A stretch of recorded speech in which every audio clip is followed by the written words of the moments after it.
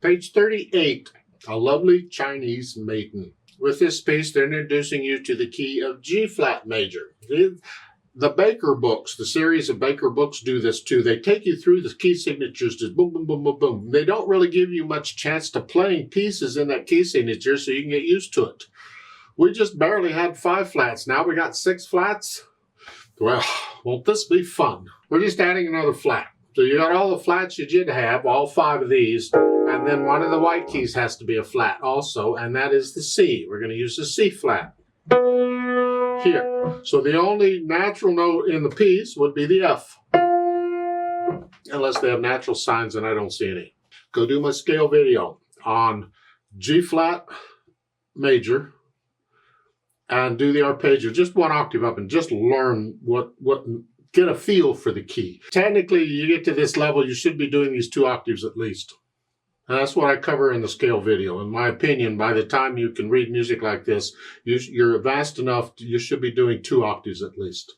But I explain it all in the videos, so you can just do that. So let's look over this maiden thing and see what's going on. It's a little over a page long. Treble bass clef, 1,000,000 flats, 4 time signature. We got 16th notes too to deal with. It just gets better and better, don't it? Right hand first. Let's see what we got going on. You have 3, 5 here. That puts you in this position. Remember the C flat is here. Here. As 1 E and a 2 E and a 1 E and a 2 E and a 1 E and a 2 E and a. Now once you have a feel for that, you can go 1 and 2 and you know there's 2 16 notes in there. 1 and 2 and you're up here. But they're all black keys pretty much. Top of page 39, going into the 2nd measure here.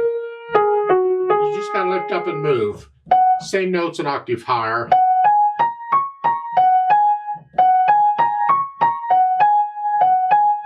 Now, 2nd line, 2nd measure on page 39, the whole note. I'm going to recommend you use 5th finger. This way we're a little closer to where we want to be. I'm going to come down here. So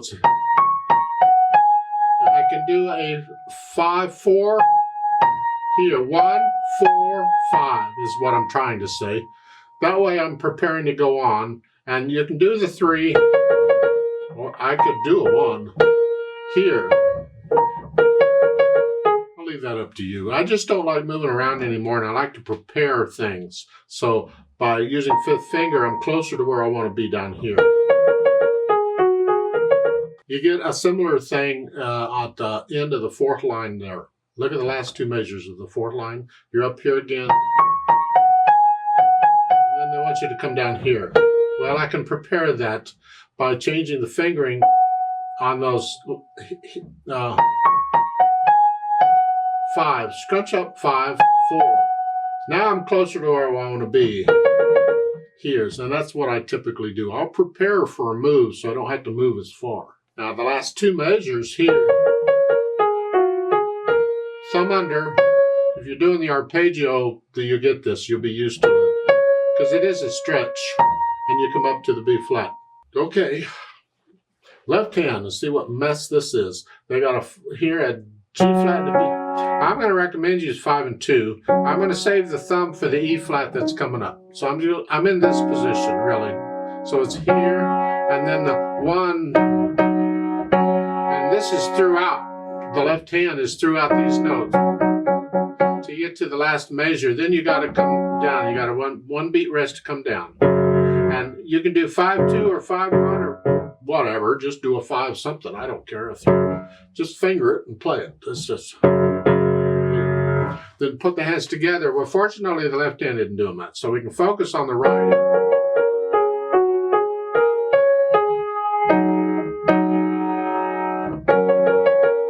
Get the idea? You put the hands together. I already did. Then go back through carefully on the hard parts and get rid of the hesitations. Try not to look at the keyboard anymore than you have to. You want to get a feel for playing up in these black keys eventually. It takes a while, but you'll get there. Then we try the articulation. Pretty connected. Lift up, You're just lifting up in the right hand for the phrases. The left hand connected as best you can. You have rests, you have to lift up, and you can't connect these, but you do the best you can. Then the dynamics. Well, MF is mezzo forte, and that's the melody, which is the right hand. It's whatever you think sort of loud is. Medium loud, not loud, just sort of loud. These chords need to be soft.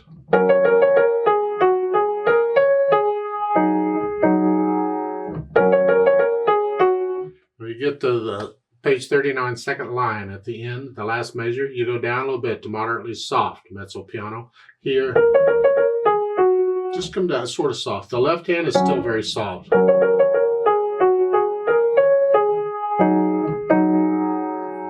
Then at the bottom, the last line, now you come down again to soft. Left hand is very soft. And then the last two measures, now you're very soft. Here, this is where the left hand has been. Left hand's now got to go to super duper soft here. Here. You have a retardando there to slow down a little bit, that helps.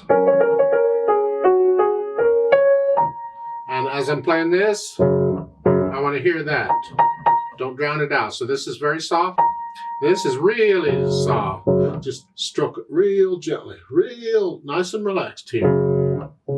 You have to practice, and it's just different pianos have different touches. So this will be interesting because you'll get used to playing it on one piano and you'll play it on another and it'll feel all different. This is something we pianists have to deal with. In playing different instruments at different times, they have different touches. They have different, how hard it is to play the keys. We call them weights, a different weight. You adjust. On the fly, you adjust. And I encourage you, if you can, play these things on different pianos so you get a feel for this different touch thing on what it is. In our piano club, in our piano studio, we have 3 acoustic pianos and a bunch of keyboards. And I'll go up there occasionally and play stuff I'm working on all 3 of those acoustic pianos because they're completely different from each other. And the touch is different, the sound is different, the pedals feel different. It's good practice. And then if I happen to play on the stage at the piano gathering, that piano's different still. Anyway, back to what I was doing before I got off. We got all this mess. I said speed, that's what's there. Okay, moderato, it's not the beat. It's the overall feel of the piece. And these 16th notes are going to slow it down a little bit. So what do you feel this is moderate? So it needs to feel like a moderate speed. You decide. Fast would be, and slow would be, so it's got to be somewhere in between them. To me, that's fine. Maybe just a hair faster. I don't know. Depends on how much coffee I've had or wine I've had to drink. The idea is just kind of in the middle. You have a retard at the end where you're going to slow down. And that you're going to hold out because the half note down here tells you whenever you're done, what feels right, when you're tired of listening to that mess, you just lift up. That's fine. Just whatever. Okay. Now they've added pedal. We could use pedal in a few places. You see, if you're going to use pedal, why are you using pedal? Understand the purpose of the pedal and how it affects the sound. Again, this is why we learn a piece without pedal first. We want to hear it, what the fingers and hands are doing. So when we add the pedal, we can clearly hear the difference. So if I pedal it like they're suggesting, keep in mind the pedal markings, these lines at the pedal marking, these vertical lines, they're not ever exactly where they go. You have to adjust that. That's just a given. So I'm going to push the notes down first and then the pedal because I want to start the sound before I release the dampers. And if it's overlapping pedal, then the pedal change the pedal after I play the notes. So it overlaps what the hands are doing. So at the beginning, the notes, then the pedal. I have to be pretty quick on this because that goes by quickly. I don't want to catch the first note. If I'm too slow, I won't catch the first note. So I almost have to push it down with the pedal just to connect that first note. they're lifting the pedal on beat 3.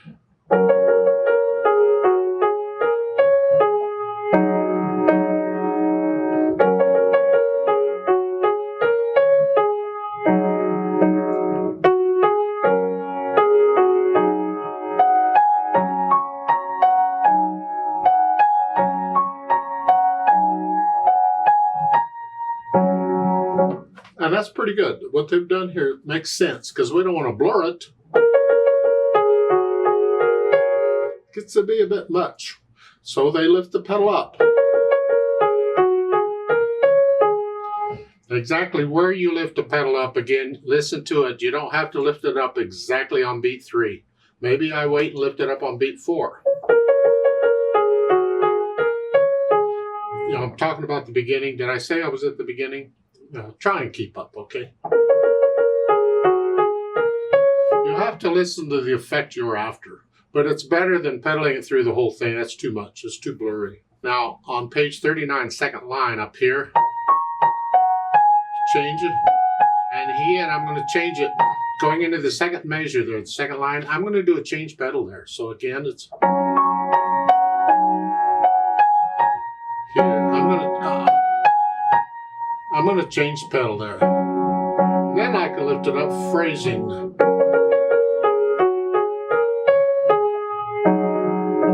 Lift up, and that's basically the pedaling. Now another thing we can think about, because there's quite a difference here at the beginning in this and this. I mean, one has got a lot of stuff, overtones, and the other is very clean and dry. That's quite a difference. Well, what if I go ahead and pedal through the measure, but I change on each beat? So I can keep the first two here, but actually I can change on every beat. Here, change, change, change, change. There I got overtones throughout, and the blurriness doesn't last too long, I hope.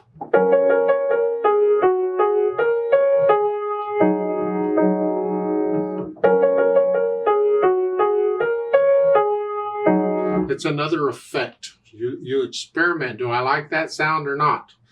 Actually, I don't like that sound. I don't. Even those 2 note blurry is bothering me. But I could change it on beat 2.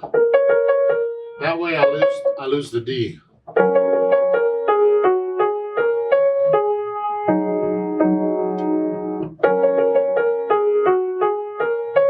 I like changing it on beat 2. So I lose the D flat.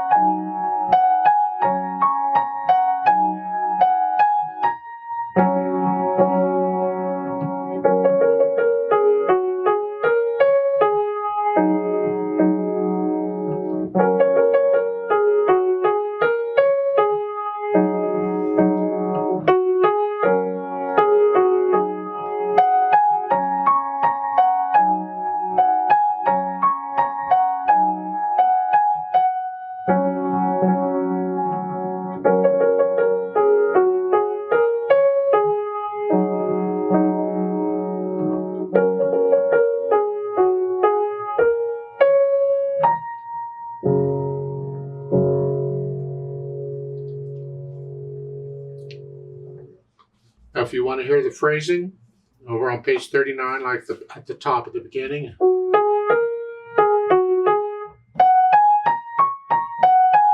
If you want to hear that, you have to lift up the pedal with it. And if you do that, you don't need to pedal the pickup notes. So the first line on page 39 is there.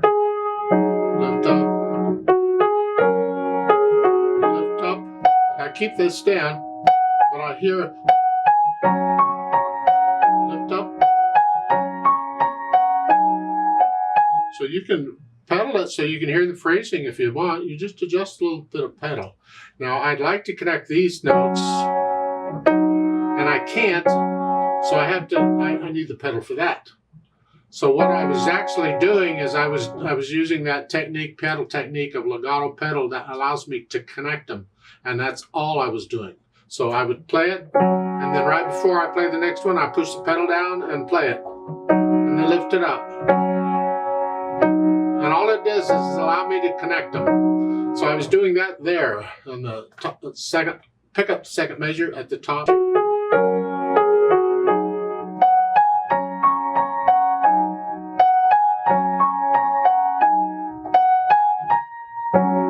So there's different effects you can get with the pedaling. I mean, I don't even really need to pedal those notes here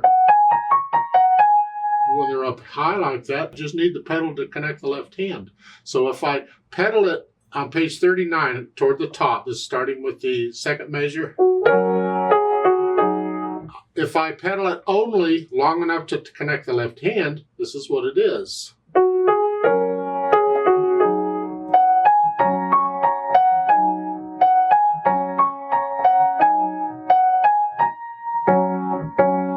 It's a cleaner sound, so it's a different effect. It's up to you. How do you like it? Maybe one time you try it one way and another time you try it another. It's different ways of doing it. Maybe one phrase I add the overtones, and the next phrase I take them off.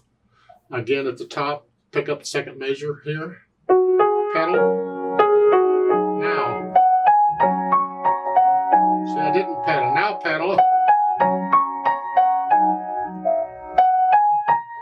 See, sometimes I'm adding pedal for it. No pedal. Pedal. No pedal. So I can add pedal or take pedal off depending on the effect I want. Listen very carefully to the sound and experiment with what you're getting. Have fun with it.